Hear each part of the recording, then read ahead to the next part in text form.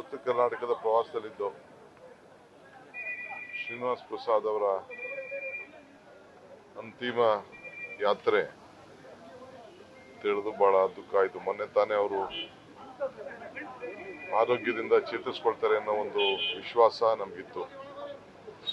ಆದರೆ ಭಗವಂತನ ಲೀಲೆ. ಕಾಂಗ್ರೆಸ್ ಪಕ್ಷ ಮತ್ತು ಶ್ರೀನಿವಾಸ್ ಪ್ರಸಾದ್ ಅವರ ಸಂಬಂಧ 2 ಟರ್ಮ್ ಬಿಟ್ರೆ, ಒಂದು JDU ಮತ್ತು ಮೊನ್ನೆ ರಾಜ್ಯಸಭೆ ಲೋಕಸಭೆ ಬಿಟ್ರೆ ಯಾವಾಗಲೂ ಕೂಡ ನಾವು ಜೊತೆಲಿ ರಾಜಕಾರಣ ಮಾಡಿದವರು. ಅವರು ಯೂತ್ ಕಾಂಗ್ರೆಸ್ ಪ್ರೆಸಿಡೆಂಟ್ ಆಗಿದ್ರು, ನಾನು ವಿಶ್ವನಾಥ್ ಎಲ್ಲ ಅವ್ರಿಗೆ ಸೆಕ್ರೆಟರಿ ಆಗಿದ್ದು. ಜರ್ನಲಾಸ್ಟಲ್ಲಿ ಜೊತೆಲಿದ್ದವರು, ಅಕ್ಕಪಕ್ಕ ರೂಮಲ್ಲಿ ನಾವೆಲ್ಲ ಜೊತೆಲಿದ್ದವರು. ನನಗೆ ಮೊದಲ ಬಾರಿ ಅಸೆಂಬ್ಲಿ ಟಿಕೆಟ್ ಕೊಟ್ಟಾಗ 85ರಲ್ಲಿ ಅವರು ಅಧ್ಯಕ್ಷರಾಗಿ, ಪಕ್ಷ ಯೂತ್ ಕಾಂಗ್ರೆಸ್ನ ಅಧ್ಯಕ್ಷರಾಗಿ, MP ಆಗಿ ಯೂತ್ ಕಾಂಗ್ರೆಸ್ ಅಧ್ಯಕ್ಷರಾಗಿ ನನಗೆ ಬಹಳ ಬೆಂಬಲವಾಗಿ ನಿಂತಂಥವ್ರು, ಬಹಳ ಆತ್ಮೀಯರು. ನನಗೆ ಮಂತ್ರಿಮಂಡಲದಲ್ಲಿ ತೆಗೆದುಕೊಳ್ತಾ ಹೋದಾಗ ಕೂಡ ನನ್ನ ಜೊತೆಲಿ ನನ್ನ ಪರವಾಗಿ ಬಹಳ ಹೋರಾಟವನ್ನು ಮಾಡಿದಂಥ ಒಬ್ಬ ಧೀಮಂತ ನಾಯಕ. ಯುವಕರ ಸಂಘಟನೆ, ಅಜಾತ ಶತ್ರು, ಯಾರನ್ನು ನಂಬಿದಂಥವ್ರನ್ನ ಯಾವಾಗಲೂ ಕೂಡ ನಂಬಿಕೆಯನ್ನು ಉಳಿಸ್ಕೊಂಡಂಥವ್ರು. ಇವತ್ತು ಅನೇಕ ಹೋರಾಟಗಳನ್ನು ಮಾಡಿಕೊಂಡು ಬಂದಂಥವ್ರು. ಇವತ್ತು ಸರ್ಕಾರ ಕೂಡ ಮತ್ತು ಪಕ್ಷ ಪರವಾಗಿ, ನಾನು ಈಗಾಗಲೇ ನಮ್ಮ ಪಕ್ಷದ ಪರವಾಗಿ ಈಗಾಗಲೇ ನಾವು ಅವರ ಮೌನವನ್ನು ಕೂಡ ನಾನು ಮುಖ್ಯಮಂತ್ರಿಗಳು ನಮ್ಮ ಉತ್ತರ ಕರ್ನಾಟಕದ ಬಳ್ಳಾರಿ ಜಿಲ್ಲೆಯಲ್ಲಿ ಆಚರಣೆ ಮಾಡಿದ್ರು. ಈಗ ನಾಳೆ ಕೂಡ ಕಾಂಗ್ರೆಸ್ನಲ್ಲಿ ಕಚೇರಿಯಲ್ಲಿ ಮತ್ತೊಂದು ಕಾರ್ಯಕ್ರಮವನ್ನು ನಾವು ರೂಪಿಸ್ತೇವೆ. ಈಗಾಗಲೇ ಮುಖ್ಯಮಂತ್ರಿಗಳು ಗೌರ್ಮೆಂಟ್ ಹಾನರ್ ಮಾಡೋದು ಅದು ನಮ್ಮ ಡ್ಯೂಟಿ, ಅದು ಸಿಟ್ಟಿಂಗ್ MP.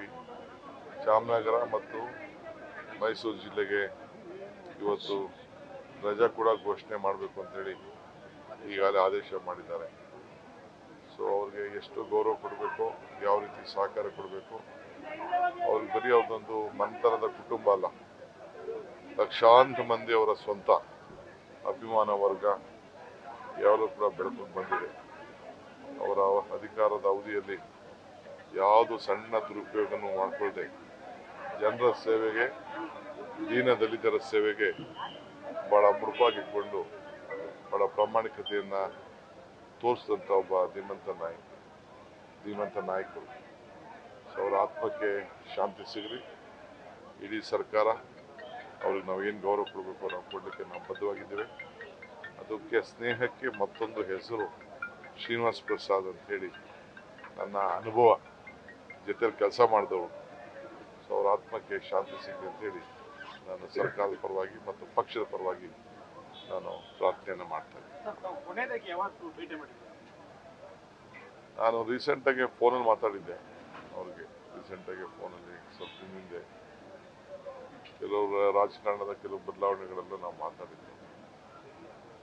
ಅದಕ್ಕೆ ಕೆಲವು ನಿರ್ಬಂಧಗಳು ನಾನು ಬೇರೆ ಥರ ಚರ್ಚೆ ಮಾಡೋಕ್ಕಾಗಲ್ಲ ಈಗ. ಬಟ್ ನಮ್ಮ ಆತ್ಮೀಯತೆ ಅವರ ಕುಟುಂಬದವ್ರು ಕೇಳ್ತಾರೆ, ಅವ್ರ ಹತ್ರ ಇವರು ಕೇಳಿ. ನಮ್ಮವರ ಸಂಬಂಧ ಪಾರ್ಟಿ ಯಾವುದೇ ಯಾರು ಇರಲಿ, ಅವ್ರ ಜೊತೆ ಯಾವಾಗಲೂ ನಾನು ನಿಂತಿದ್ದವ್ರು, ಅಷ್ಟು ಮಾತ್ರ ಹೇಳ್ತೀನಿ. ನ್ಯೂಸ್ ಫಸ್ಟ್, ನಿರ್ಭೀತಿಯಿಂದ ನಿಮ್ಮ ಪರವಾಗಿ.